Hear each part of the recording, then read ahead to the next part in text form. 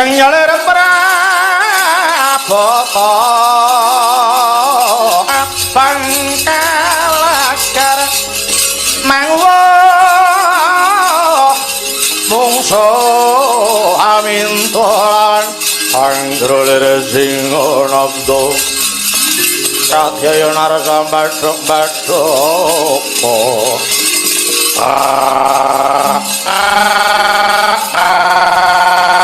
ora salah Raja Satri aja mati tanwaran sapa jenengmu Abimanyu kang dadi kasihu bali takon aku Yaka Pandas Gembal aku Yaka Drembama aku Yaka Pedhut Segara bilakno patine ruwangku kepara ngarsa legane atiku Santo balang benomo sakau samenge pundak nek nriyok bledhok wandam weh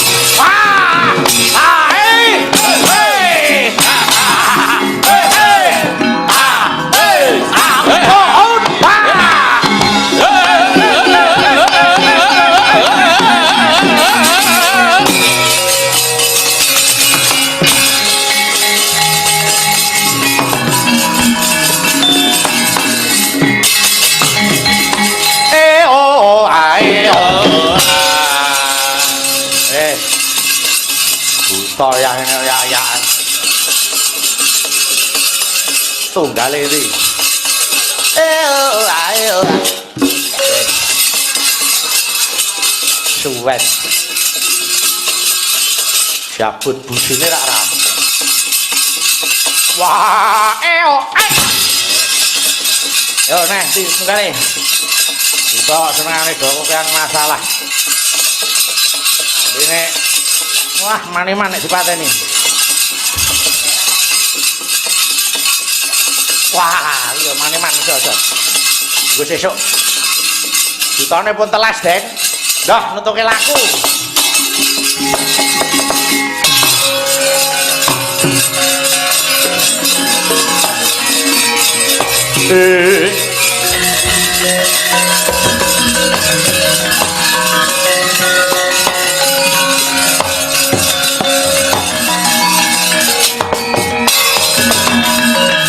Darangga Wijaya sampun pana batos kula sampun pana panawang kula nyumurpi dhateng trekahipun Bathara Guru dados sampeyan kula simpen wonten kuncung kula kula arep nganglang jagat jemujut ten Suralaya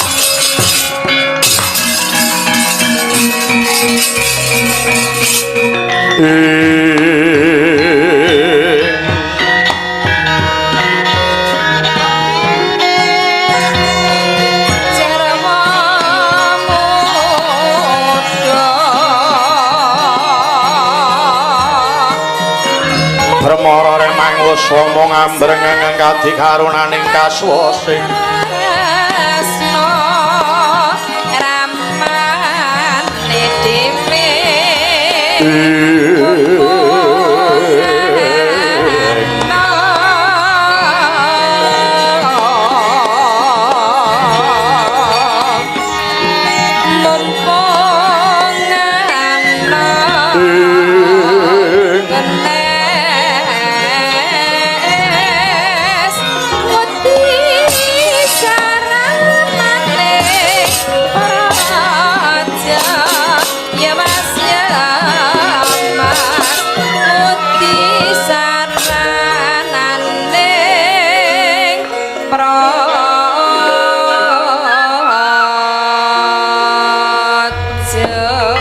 winarna jroning udyana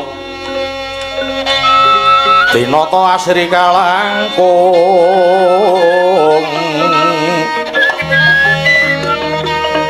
ginolong lan sekararum regula nyang sumarasana sluki mlati sekar gadung prabu set suruni cepaka ora wari anggrek wungu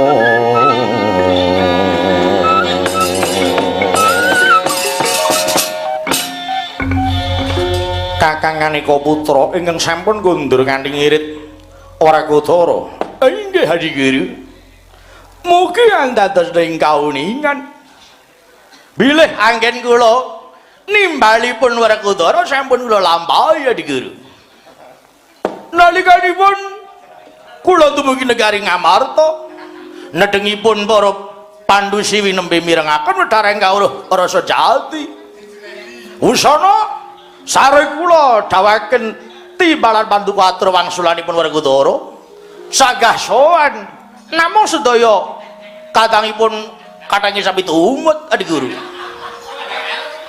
mila ingkang raka nyuwun mangapunten dinten menika paripaksa kula mboten saged nyuwunaken Werkudara piyambak Ablekuduk wong ilahing masidam sekaring bawana langgeng ih Kakang Narada mboten dados menapa keparang Kakang Narada lenggah ingkang prayogi ulun nedya dangu dhateng Werkudara menika Kakang Narada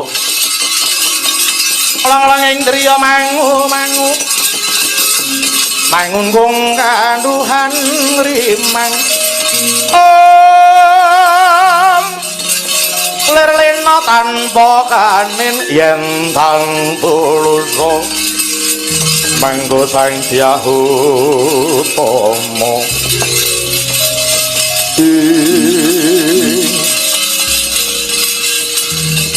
Werkudara Bathara Guru apa ulun mundhut pirsa ing antaraning Pandhawa sapa kang dadi juru wicara anane mung Werkudara kadang-kadangku kuwi uga dadi tanggung jawab ing Werkudara aku kang dadi juru wicara sekabehing pitakonmu aku dhewe sing bakal mangsuli Werkudara lamun wangsulan kita nganggo dasar kang maton ulun anggap bener jeneng kita Bratasena sakadang bakal luar saka penandang lan kena bali marang Praja Ngamarta nanging kok sok baline yen wangsulanmu ora pertitis lan ulun anggap luput aja takon dosa jeneng kita sak sedulur kudu nampa pidana saka panjenengan ulun ya aku manut apa pidanane tak lakoni pidanane kita kabeh kudu njegur kawah Candra Dimuka dipikir dhisik Werkudara dipikir dhisik sago apa ora Werkudara ya aku sago nanging sadurunge aku mangsuli pitakone Bathara Guru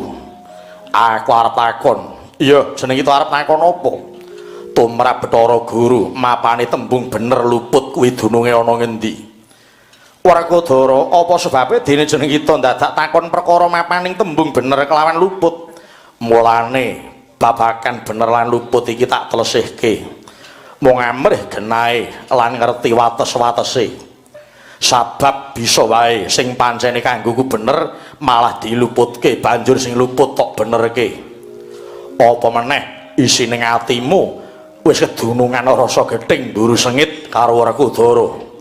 Kabeh wangsul aku mengko ora wurunga sarwa tok luputke. Iya apa ora? Oh, elek. Kok kaya bener. Dasar iki wis ora seneng dhisik apa-apa wis ora seneng apa-apa ya elek. Nek gandeng wis ora seneng nek dadi timbak becik anane ya sarwa ora beneran. Werkudara, Bathara Guru apa? Bener iku tumrap jeneng ulun ana 3 perkara, benere dhewe, benere wong akeh, lan bener kang sejati. Kang ulun anggo paugeran ing kene yaiku bener kang sejati, lire bener kang kaiden dening Gusti kang nyipta jagat. Piye Werkudara? Ya. Muga-muga ucapmu ora geseh karo batinmu. Mara saiki tumuli wangsul ana pitakonku. Apa pitakonmu? Jeneng kita keluputan karo dewa jalaran kumawani medharake kawruh panunggal. Ya kawruh rasa jati. Sebab apa kawruh becik tak wedharake kok Bathara Guru ngluputke. Sumurupa kawruh kasebut dadi sirikaning dewa. Yen pancen kawruh mau dadi sirikaning dewa, gene Bathara Dewa Ruci medharke marang aku. Kena ngapa kowe ora gugat marang Bathara Dewa Ruci? Sang Hyang Dewa Ruci medharke kawruh panunggal kuwi mung mligi kanggo Werkudara, ora kanggo liyane. Wiwit nalika kapan medharke kawruh digawe pilih kasih. Yen pancen mulangke kawruh digawe pilih kasih, pasinaon kang ana ngarcapada kae bubarno wae. Ketok banget kowe dewa watakmu serai drengki lan serakah. Ana titah kang pinter. Sajae kowe gelo. Kowe ora ngeparangake yen ana titah pinter mung kejaba dewa. Kanggone Werkudara isin yen bangsaku dadi wong bodho, mongko yen tak surasa jroning piwulang kawruh panunggal babar pisan ora gepok marang wewadining dewa. Kepara isining piwulang ngajak marang menungsa padha bisa menepake rasane, bisa mapanke napsune, aja lali manembahe marang sing nyipta jagat. Kena apa kok tok luputke Bathara Guru? Apa yen ngono Ngarsapada bakal tok iseni wong kang watak angkara murka? Iya. Bathara Guru persajan wae.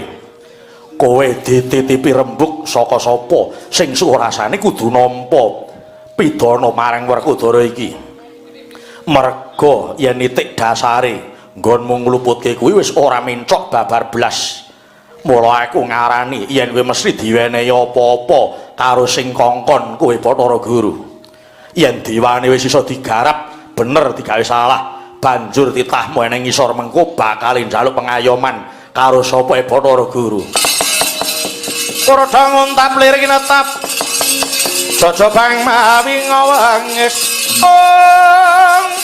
kumatot pedoning lati netrandik ngundarandir saring jangga malatulatu menungsa murang tata Werkudara ngremehke manik moyo tak wulun pangarsaning dewa gampang digusiri dening liyan ndakwa kang tanpa bukti padha karo ngremehke marang derajating dewa ya Madipati wonten jauh Werkudara cemplungna kawah Candra Dimuka ora sah kok cemplungke tak jegur dhewean.